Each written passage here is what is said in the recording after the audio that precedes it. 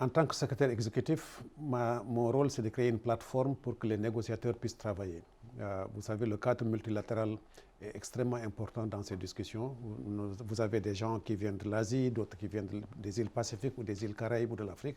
Et ils ont cette COP comme unique plateforme. Et donc, mon rôle, c'est de créer cette plateforme.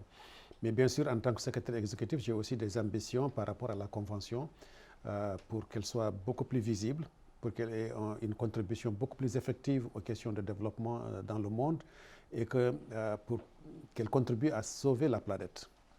Nous sommes terriens, nous vivons sur Terre, nous avons des activités humaines qui sont essentiellement sur Terre et ces activités humaines ont conduit à une dégradation de 40% des terres émergées dans le monde.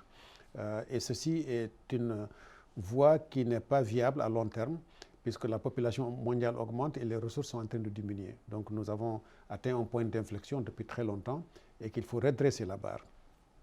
J'ai aussi des phénomènes épisodiques mais extrêmement violents comme les sécheresses qui surviennent de plus en plus fréquemment dans le monde et qui, s'ils touchent des populations vulnérables, ont des conséquences dramatiques sur la vie humaine, sur l'économie. Vous savez, toutes les années de sécheresse dans ces pays-là ont coïncidé avec des années